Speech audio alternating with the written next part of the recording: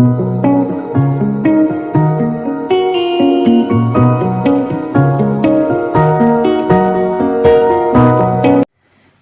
Students, स्वागत है आपका फिर से हमारे चैनल स्टूडेंट्स टाइम पे। तो स्टूडेंट्स हम लेके आए हैं प्री बोर्ड का, जो इसमें आपका चल रहा है प्री बोर्ड 2023 हिंदी की। मैं पूरा पेपर ही लेके आया हूँ, तो आपको वीडियो के लास्ट तक आपको इसमें बने रहना है और आप थोड़ा सा हैप्पीनेस आप अपने अंदर लाइए, क्योंकि हम पूरा पेपर का वो बताने वाले हैं कि कैसे कैसे एग्जाम में सारी चीज़ें आई हैं। फिलहाल तो हमने पेपर को हमने एक बार आपको दिखा लिया है, लेकिन 2023 में कुछ पैटर्न्स जो चेंज हुए हैं हम उसको देखने वाले हैं, उसको हम सब जानने वाले हैं सारी चीज़ों को। तो आप जल्दी से हमारे चैनल को सब्सक्राइब कर दीजिए और वीडियो को लाइक कर दीजिए। हमें बहुत ही जल्द हमें 400 सब्सक्राइबर तक हमें पहुंचना है।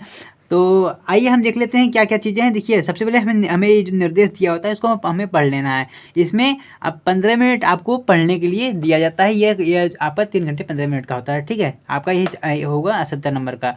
खंड जो है इसमें 20 अंक के 20 प्रश्न होते हैं और ये आपका ऑप्शनल होने वाला है, जिसको आपको ओमार सीट पर देना होगा। ये देखिए, ये पहली बार होने वाला है कि आपका जो एग्जाम है शुरू के 20 नंबर ऑप्शनल होने वाले हैं और वह ओमार सीट पे देने वाले हैं। तो ये कुछ चेंजिंग हुआ है, तो इसको इन सारी चीज़ों को आपको समझ लेना है। ओमार सीट पर अंकित ये सब छोड़िए इसको। फिर बी 50 अंकों का वर्णात्मक प्रश्न होगा, ठीक है। इन सारी चीज़ों है जो भी है। ये देखिए, आपका क्वेश्चन कुछ इस तरीके से बन गया। जैसे यहाँ पर पहला क्या दिया है, चिंतामणि किस विधा की रचना है।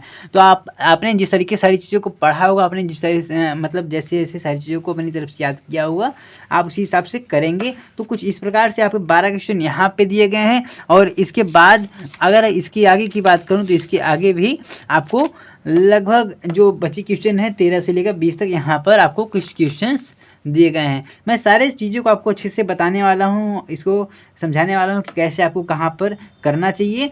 तो मेरा क्या मानना है, देखिए ओमार सीट वाला अगर आप इसे लास्ट में भी करते हैं तो ये आपके लिए थोड़ा सा बेनिफिट होगा। देखिए, जो अधिक नंबर का रहेंगे आपको उसे पहले कर देना है, क्योंकि आपको एग्जाम में आपको स्मार्ट वर्क करना है। हार्ड वर्क करने की आपको कोई टाइम भी नहीं है और उसकी कोई ज़रूरत भी नहीं है आपको, ठीक है। हाँ, इसमें कुछ जो टिक लगे हैं आप उसको मत मानिएगा, यह किसी दूसरे का पेपर है। हाँ, अगर आप आते हैं इसके हम खंड बी पे, तो बी में बस वही मतलब वो पहले है कि जैसे था वही है कि गद्यांश पर आधारित 3 प्रश्नों का उत्तर दीजिए। गद्यांश पे आधारित 3 प्रश्नों का, इसमें 3 जो प्रश्न दिए हैं इसका आपको उत्तर देना है। और ये आपकी मित्रता नामक शायद पाठ से आया हुआ क्वेश्चन। हाँ, ये आपकी मित्रता से आया हुआ है। तो देखिए, यहाँ पर 3 प्रश्न दिए हैं। सबसे पहले आपको यहाँ पर गद्यांश संदर्भ सहित लिखना है इस गद्यांश का। फिर रेखांकित जो अंश हैं उसका आपको व्याख्या करना है अपने हिसाब से। तीसरा आपको ये यहाँ क्वेश्चन दिया गया है, आपको उसे सॉल्व करना है। इसके बाद यहाँ पर एक दूसरा आपको अथवा में दिया गया है, तो आपको चाहे ये आए चाहे ये आए, आपको इन दोनों में से कोई एक कर देना है, ठीक है। उसका कुछ यहाँ पर अंश दिया हुआ है। फिर आते हैं दूसरे अगर क्वेश्चन पे। देखिए, दूसरे क्वेश्चन पे आधारित 3 प्रश्न का उत्तर दीजिए। तो दूसरे में भी कुछ यहाँ पर आपको दिया गया है पद से, ठीक है, आपके पद्यांश वाले साइड से। और यहाँ पे उसके 3 क्वेश्चंस है, तो आपको जिसमें मतलब जो चीज़ें आपको ज़्यादा अच्छे से आती होंगी आप उसी चीज़ को करेंगे, ठीक है। इसके बाद फिर अगर इसके आगे बढ़ें, देखिए पैटर्न्स थोड़े बहुत चेंज हुए हैं, तो उसको हमें समझ लेना है। तो इसके लिए आपको लास्ट तक देखना होगा और हमारे चैनल के साथ आपको जुड़े रहना होगा। हम सारी चीज़ों का अपडेट आपको लगातार इससे देते रहेंगे। देखिए, तीसरे में आपका सीधा संस्कृत आ जाता है, जहाँ तक मेरा अनुमान था। हाँ, जहाँ तक मुझे ऐसा लगता है कि पहले संस्कृत नहीं आता था, ठीक इसी के बाद संस्कृत तो नहीं आता था शायद, अगर मैं गलत नहीं हूँ तो। देखिए, संस्कृत गद्यांश में किसी एक का संदर्भ सहित हिंदी में अनुवाद कीजिए। तो देखिए, शायद नहीं आता था, थोड़ी बहुत इसमें गैप होती थी, मतलब ये संस्कृत वाला पोर्शन ये लास्ट में हुआ करता था, लेकिन अभी आगे दिया है। तो मेरे हिसाब से दोनों तो काफ़ी आसान है, लेकिन ये जो ये वाला चीज़ है नीचे वाला जो अथवा में है, ये थोड़ा सा ज़्यादा आपके लिए आसान पड़ जाएगा। तो कुछ इस तरह से दिया रहेगा, आपको किसी एक का कैसे संदर्भ सहित हिंदी में इसका अनुवाद करना है। इसके बाद अगर मैं इसके अंतिम में जाऊँ, देखिए पेपर तो काफ़ी ज़्यादा आसान है, हाँ, लेकिन उसके कुछ पैटर्न्स चेंज हुए हैं, तो उसको हमें बस समझ लेना है। मैं आपका ज़्यादा मैं टाइम वेस्ट नहीं करूँगा, मैं फटाफट सारी चीज़ों को दिखा देता हूँ। फिर चौथे क्वेश्चन देखिए, इस बार क्वेश्चन 9 ही है, सिर्फ आपके क्वेश्चन 9 तक हैं। चौथे क्वेश्चन में आपके पद्यांश में से किसी एक संदर्भ सहित अनुवाद करना, ये दिया गया है। दोनों में से एक का आपको संदर्भ सहित इसका व्याख्या कर देना है।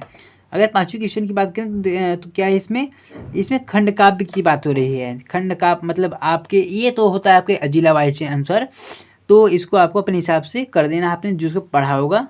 तो जिसे यहाँ पर जो जवाहर का दिया है, ये कर्ण का दिया है। तो और इसके बाद अगर हम देखें तो निम्नलिखित में से किसी एकल जीवन परिचय। तो जीवन परिचय देखिए मैंने आपसे कहा था ना इंपॉर्टेंट, जयशंकर प्रसाद और रामचंद्र शुक्ल, ये देखिए काफ़ी ज़्यादा इंपॉर्टेंट है।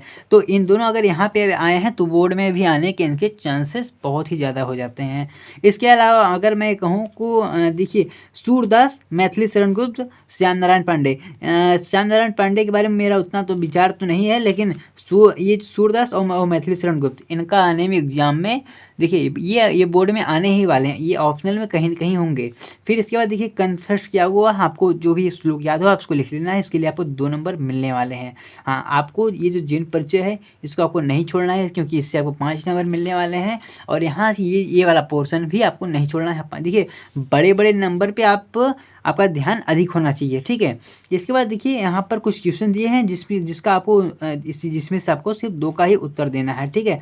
तो 2 से 4 क्वेश्चन तो काफ़ी ज़्यादा आसान है, लेकिन आप आपने जैसे पढ़ा हुआ है आप उस हिसाब से किसी 2 का ही उत्तर दीजिएगा। सबसे अंतिम में हमेशा की तरह आपका एक निबंध रहेगा। तो मेरा क्या मानना है, देखिए अंतिम एग्जाम में आपके पास टाइम ही टाइम होता है, तो अब आप आराम से इस निबंध को कीजिएगा और आपको 9 नंबर पूरा लाना है। तो इस प्रकार से आपके 70 नंबर पूरे हो जाते हैं। सबसे पहले मैं फिर से आपको दिखा देता हूँ, ऑप्शनल क्वेश्चन होंगे और ये ऑप्शनल क्वेश्चन लगभग आपके 20 हो जाते हैं। इसी कारण क्वेश्चन थोड़ा कम भी हो गया है, पेपर भी आपका छोटा हो गया है।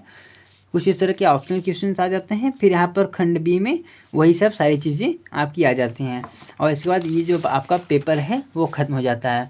तो स्टूडेंट्स आपको जानकारी पूरी तरह मिल गई होगी कि आपके एग्जाम में कैसे कैसे पेपर आने वाला है, आप उसको एक बार देख चुके हैं। तो ये आपके प्री बोर्ड का था। इसके आगे हम अंग्रेजी मैथ मतलब जितने भी सब्जेक्ट होंगे मैं सारी की प्री बोर्ड का जो एग्जाम का पेपर है मैं आपको दिखा दिया करूँगा। तो इसके लिए आपको हमारे चैनल के साथ बने रहना होगा। तो आज की वीडियो के लिए इतना ही।